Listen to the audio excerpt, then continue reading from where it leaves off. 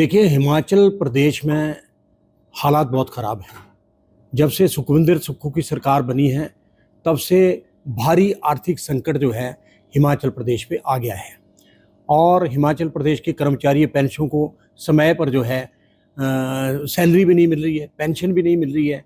और आप इस बात को देखो कि मेडिकल रिवर्समेंट का जो पैसा है 2 सालों में नहीं मिला है। और हिमाचल प्रदेश के अंदर पहली बार ऐसा हुआ है और कि भाई 9,09,000 जो है पेंशनर बिना इलाज के मर गए। तो आप बताइए, जो सरकार इलाज करने के लिए पैसों पर प्रतिबंध लगा दे, दूसरा भी जीपीएफ पर प्रतिबंध सरकार ने लगा लिया, अपना पैसा है कर्मचारियों का, और सिर्फ जो है प्रतिबंध लगा दिया 10,000 देंगे, बाकी नहीं देंगे। तो आप बताओ क्या हालत इस सरकार सुकून प्रदेश की कर दी है। और ये तो इतिहास है हिमाचल प्रदेश का कि कर्मचारी पेंशन और युवा बेरोजगारों से जो सरकार लड़ेगी, उनको उनके जो अखराजात है वो नहीं देगी, तो वो सरकार चले जाएगी, वो ज़्यादा देर तक रहती नहीं है। और हिमाचल प्रदेश के अंदर तो आप आज देखिए कि हालात बड़े ख़राब हैं, बहुत ख़राब हालात है आज। और मैं आपसे ये कहना चाह रहा हूँ, अभी आपने देखा होगा कि सोलन कुनिहार में आप देखिए कि जगत सिंह नेगी और जो है क्या कहते हैं आप संजय अवस्थी जो एमएलए हैं, लोगों ने भगा दिए, भाग गए वहाँ से, लोगों ने भगा दिया। और आप देखिए पहली बार ऐसा हुआ कि मंत्री भाग गया, पुलिस भाग गई, एमएलए भाग गया। और ये हालात पूरे प्रदेश के अंदर होने वाले हैं। अभी सरकार ने लोगों को ठग दिया। और आप देखिए कि 10 गारंटियां सुखविंदर सुक्खू कह रहे हैं, उन गारंटियों ने हरियाणा हरा दिया, उन गारंटियों ने महाराष्ट्र हरा दिया। अभी आपने देखा होगा कि सीडब्ल्यूसी की मीटिंग परसों दिल्ली में हुई है, तो उसमें भी ये चर्चा हुई है कि हारे क्यों, हारने का कारण क्या था। तो कारण ये था कि भैया जो गारंटियां हैं वो जो है हिमाचल में 10 गारंटियां पूरी नहीं हुई।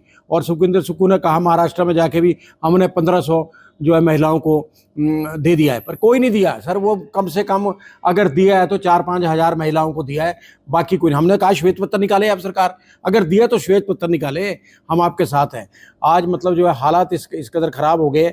आप देखिए खनन माफिया प्रदेश के अंदर सक्रिय है, और आपदा के दौरान जो सारे जो क्रैशर थे सारे बंद कर दिए। ज्ञानचंद ज्ञानू जो देरा वाला था, उसका जो क्रैशर था खुला रखा, करोड़ों अरबों रुपए उसने कमाए। आज वो ईडी की गिरफ्त में है, क्योंकि सुक्खू के साथ उसके अच्छे बेटर संबंध थे और खुली छूट उसको दे रखी थी। अब जाइए बद्दी, आप देखिए बद्दी के अंदर बेचारी एसपी, वहाँ पे आप देखो हालात इस कदर खराब है सर कि जनाब वो जो एसपी है इल्मा इफरोज, आप उस पर दबाव डाला कि उसने वहाँ जो है कांग्रेस के कई जो नेताओं के जो खनन माफिया थे उन पे उसने हाथ डाला और उसको लंबी छुट्टी भेज दिया।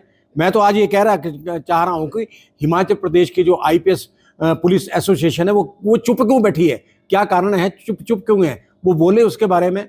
और दूसरा है कि लूट मची है प्रदेश के अंदर। पहली बात तो ये है, मैं तो ये चाह रहा हूँ सुखविंदर सुक्खू से कि आप ये बताइए 2 साल का आप जश्न मनाने जा रहे हैं बिलासपुर 11 तारीख को, क्या जश्न है वो, कौन सा जश्न है, किस बात के लिए जश्न है वो। ना आपने कर्मचारियों को दिया, पेंशनों को नहीं दिया, कुछ भी नहीं दिया आपने। आप ये कहते थे भी पहली कैबिनेट मीटिंग में 1 लाख जो रोजगार है वो देंगे, 2 साल आज हो गए, 2 लाख रोजगार चाहिए थे। आपके इन चैनलों के माध्यम से कि सरकार बिल्कुल फेल हो चुकी है और सुक्खू का जो है स्तर गिर चुका है।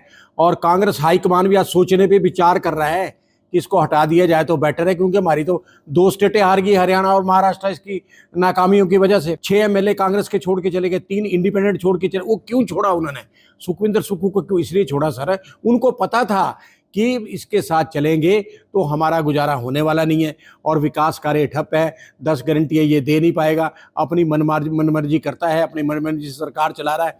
तो इसलिए आप इस बात देखो, अभी 9 एमएलए जो मेरी सूचना है, 9 अगर सुक्खू को नहीं हटाएंगे तो 9 एमएलए और छोड़ के चले जाएंगे। आप देखिए दूसरी बात यह कि 6 सीपीएस बनाए, क्या जरूरत थी सीपीएस बनाने की, सिर्फ कुर्सी अपने सुक्खू की अपनी कुर्सी सलामत रहे और 6 सीपीएस बना दिए और करोड़ों रुपए का सरकार को लॉस हो गया।